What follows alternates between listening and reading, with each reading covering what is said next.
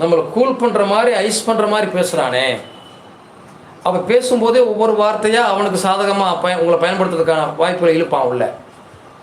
அந்த விஷயத்தை, அது ஆணாக இருந்தாலும் பெண்ணாக இருந்தாலும், அந்த விஷயத்தை மெயின்யூட்டாக கண்டுபிடிச்சிங்கன்னா நீங்கள் தேவையற்றவங்கள்ட்ட போய் மாட்டிக்க மாட்டீங்க. சிக்கலானுடைய தொடர்பு நமக்கு இருக்காது. சிக்கலானவனுடைய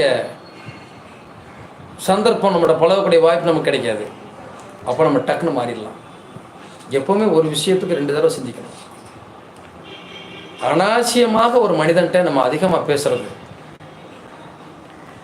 இவன் நல்லவனா கெட்டவனாங்கிறத தெரிஞ்சுக்காமையே அவன் பேச்சால் மயங்கிறது. ஒரு பேச்சால் ஒருத்தனை மயக்க முடியும்.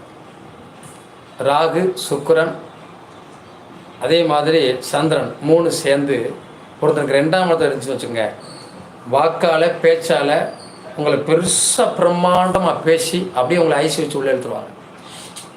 ஆனால் இங்கே பேச்சும் வாக்கும் தான் பிரம்மாண்டமாக இருக்கும், செயல்பாடு சரியாக இருக்காதுங்கிறது நமக்கு தெரியாதுல்ல. அவங்க வலையில் மயங்கிறவங்கள மயக்கத்தை ஏற்படுத்துபவர் ராகு, மாய வலையை விரிப்பவர் ராகு. அந்த மாய வலைக்குள்ள நம்ம சிக்கிட்டோம், சிக்கனாண்டா செவனாண்டின்னு நம்மளை போட்டு போயிடுவான்.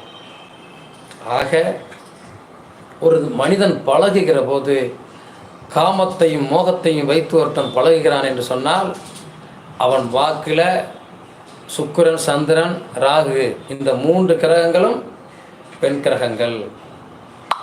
அப்போ பேச்சால் வார்த்தையால் நம்மளை மயக்கி அவங்க வழிக்கு கொண்டு போயிட்டாங்க அப்படின்ட்டா போச்சு, அவ்வளோதான்.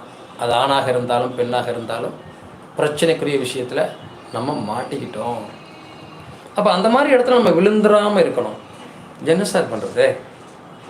அந்த மாதிரி இருக்கக்கூடிய மட்டும் நம்ம மாட்டிக்காமல் இருக்கணும். என்ன சார் பண்ணுறது? அவங்க பேசுகிறாங்க, பழகிறாங்க இல்லையா, அவங்களுடைய பேச்சுக்கள் அந்த மாதிரி இருக்கு இல்லையா, ஓகே, நீங்கள் கராராக பேசணும். அப்போ அவங்க பேசும்போது பார்ப்பாங்க, சரி இவங்க மடிய மாட்டாங்க, இவங்களை மடிக்க முடியாது அப்படிங்கிற மாதிரி நிலை ஏற்படும் இல்லையா. சரி, அப்படி இல்லாத போது நீங்கள் இவங்க ஒரு மாதிரியாக நம்மளை வலையில் வீழ்த்துற மாதிரி தெரியுதுங்கிற மாதிரி தோணுச்சு அப்படின்னுட்டா, பச்சை கற்பூரத்தை பாக்கெட்டில் போட்டுக்கோங்க. வீட்டில் இருந்து போகும்போது அவர் உங்களை பார்க்குறாரு, பேசுகிறாருன்னா கல் உப்பை போட்டு குளிச்சுட்டு போங்க. கல் உப்பு, மஞ்சள் பொடி, வேப்பங்களை கூட குளிங்க. யாரும் உங்களை தேவையற்றவர்கள் வசியப்படுத்தி விட முடியாது. உங்கள் மைண்டை பிரெயின் வாஷ் பண்ண முடியாது. அதுக்கு இது அடிப்படையாது. ஏன்னா நம்மளை ப்ரைட்டாக சுத்தம் பண்ணி வச்சுக்கிட்டோம். இந்த நெகட்டிவான வார்த்தைகள், செயல்பாடுகள் நம்மளை அதுக்குள்ளே கட்டுப்படுத்தாது, நம்மளை அதுக்குள்ளே கொண்டு போகாது. அந்த நிலைப்பாடுகளை நம்ம போக மாட்டோம். அதுக்கு தான் மஞ்சள் பொடி, கல் உப்பு, வேப்பங்களை கூட குளிச்சிட்டோம்னா கிளியர். எப்போதுமே உங்களுடைய ஹேண்ட் பேக் வச்சுருக்கீங்க, உங்கள் கழுத்தில் ஏதாவது பேக் கொண்டு போகிறீங்க, பர்ஸு கொண்டு போகிறீங்க, இல்லை சோப்பில் கூட பச்சை கற்பூரத்தை எப்போதுமே போட்டு வச்சுக்கோங்க. நீங்கள் சொல்கிறேன் கேட்டுக்கோங்க. பச்சை கற்பூரம் என்பது உங்கள் பாக்கெட்டில் இருக்கட்டும் அல்லது உங்கள் பர்ஸில் இருக்கட்டும், எப்போதுமே உங்கள் கூட இருக்கட்டும். நெகட்டிவாக ஒருத்தர் உங்களை பேசி மயக்கி வேறு வழியில் கொண்டு போகிறதுக்கு முயற்சி செய்தாலும் உங்களுக்கு அது எச்சரிக்கை கொடுக்கும். இவர்கள் தவறானவர்கள் என்பதை உணர்த்தும். உணர்ந்த பிறகு நாம் அந்த விஷயத்துக்குள்ளே இன்வால்வ் ஆக மாட்டோம். அப்போ இந்த பச்சை கற்பூரத்துக்கு மற்றவர்கள் நம்மளை வசியப்படுத்தக்கூடிய சூழ்நிலைக்கு நம்ம எங்கே தள்ளாதுங்கிறத நாம் புரிஞ்சுக்கணும்.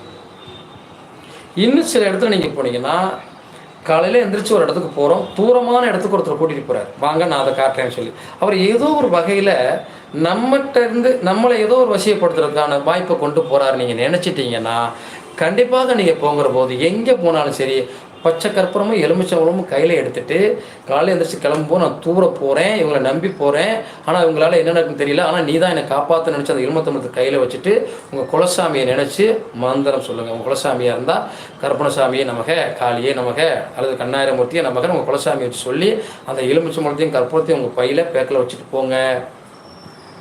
உங்கள் தெய்வம் உங்கள் கூடயே வருது. யார் உங்களை வசியப்படுத்தி உங்களை வேறு ஏதாவது தவறுதலாக யூஸ் பண்ண பார்த்தாலும் நடக்காது. அதை தப்பிப்பதற்கான வழியை இந்த தெய்வமே உங்களுக்கு கொடுத்துரும், அவர்களை தோற்று.